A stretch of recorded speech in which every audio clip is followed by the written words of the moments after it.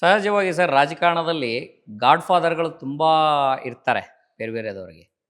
ನಿಮಗೆ ಇತ್ತೀಚೆಗೆ ರಾಜಕಾರಣದಲ್ಲಿ ಗಾಡ್ ಫಾದರ್‌ಗಳಿದ್ದಾರಾ? ರಾಜಕೀಯದಲ್ಲಿ ಹೇಳ್ತಾರಲ್ಲ, hmm. Either you should have father or godfather ಹಾಂ. ಅಂತ ಹೇಳ್ತಾರೆ. ಹಾಂ. ತಂದೆಯವರಾಗ್ಲಿ ಗಾಡ್ ಫಾದರ್ ಅವರಾಗ್ಲಿ ಇದ್ರೆ ಸ್ವಲ್ಪ ಅನುಕೂಲ, ಎಲ್ಲರಿಗೂ ಅನುಕೂಲ. ಯಾಕಂದ್ರೆ ನಾವು ಏನಾದರೂ ಒಂದು ಮಾಡ್ತಾ ಇದೀವಿ ಅಂದ್ರೆ ನಮಗೆ ಮಾರ್ಗದರ್ಶನ ಮಾಡ್ತಕ್ಕಂಥ ಒಂದು ಸಪೋರ್ಟ್ ಬೇಸ್ ಇರ್ತದೆ.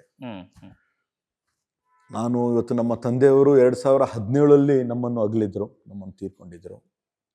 ಈಗಾಗಲೇ 8 ವರ್ಷ ಆಗಿದೆ.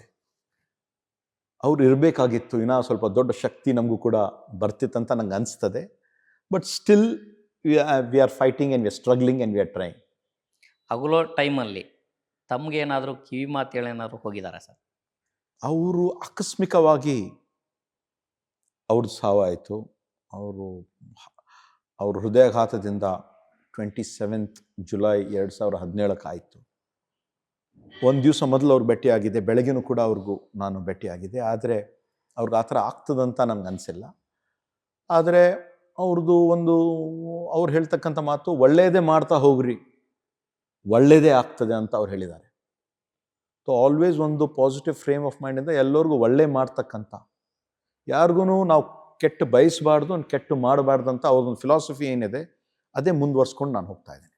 ಕಲ್ಯಾಣ ಕರ್ನಾಟಕ ಭಾಗದಲ್ಲಿ 371J ಜಾರಿ ತರಲಿಕ್ಕೆ ತಮ್ಮ ತಂದೆಯವರ ಕೊಡುಗೆ ಏನು ಸರ್? ಈ ಆರ್ಟಿಕಲ್ 371J ತಿದ್ದುಪಡಿ ಆಗಿದ್ದು ಸುಮಾರು 40 ವರ್ಷದ ಒಂದು ಪ್ರಯತ್ನ.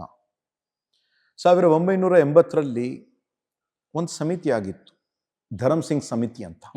ಅದರಲ್ಲಿ ಆ ಒಂದು ಭಾಗದ ಎಲ್ಲ ಶಾಸಕರು, ಲೋಕಸಭಾ ಸದಸ್ಯರು, ಅಧಿಕಾರಿಗಳು 43 ಜನ ಸದಸ್ಯರಾಗಿದ್ರು. ಅವರು ನಮ್ಮ ತಂದೆಯವರು ಎಲ್ಲ ಸದಸ್ಯರ ಜೊತೆ ಒಂದು ಸಂಚಾರವನ್ನು ಮಾಡಿ ಧರಮ್ ಸಿಂಗ್ ರಿಪೋರ್ಟ್ ಅಂತ ಅವರು ನೀಡಿದ್ರು.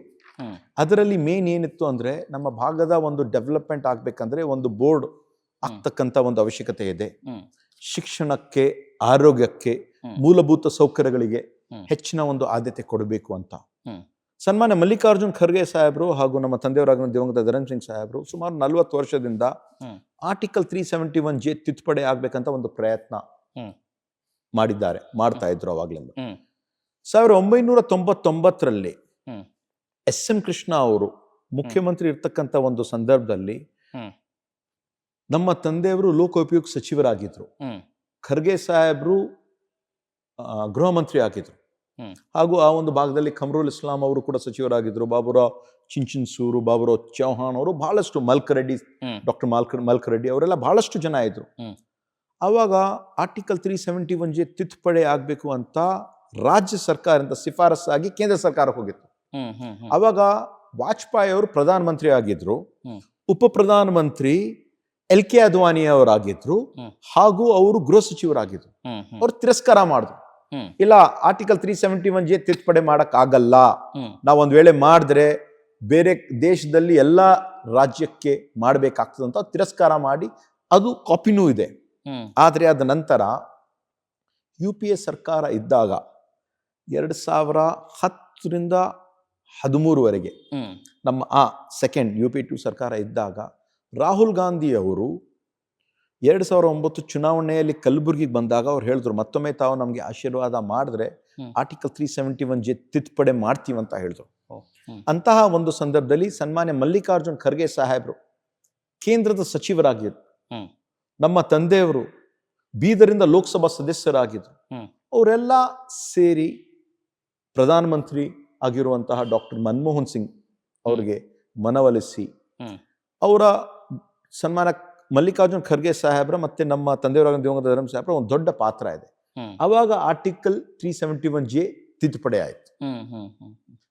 ಅವರು ಇವತ್ತು ಆರ್ಟಿಕಲ್ 371J ತಿದ್ದುಪಡಿ ಆಗ್ಬೇಕಂದ್ರೆ ಸನ್ಮಾನ್ಯ ಮಲ್ಲಿಕಾರ್ಜುನ್ ಖರ್ಗೆ ಸಾಹೇಬ್ರು, ದಿವಂಗತ ಧರಮ್ ಸಿಂಗ್ ಸಾಹೇಬ್ರು, ದಿವಂಗತ ವೈಜನಾಥ್ ಪಾಟೀಲ್ ಅವರು, ಹಲವಾರು ಹೋರಾಟಗಾರರು, ಸಂಘಗಳು ಎಲ್ಲರೂ ಪ್ರಯತ್ನವನ್ನು ಮಾಡಿ ದಿವಸ ಆಗಿದೆ. ಸರ್, ಸಹಜವಾಗಿನೇ ಒಂದು ಇಲ್ಲಿ ಕ್ರೆಡಿಟ್ ಅನ್ನುವಂಥದ್ದು AICC ಅಧ್ಯಕ್ಷ ಮಲ್ಲಿಕಾರ್ಜುನ್ ಖರ್ಗೆ ಅವ್ರಿಗೆ ಮಾತ್ರ ಹೋಗುತ್ತೆ ಅನ್ನೋದು ಇದೆ.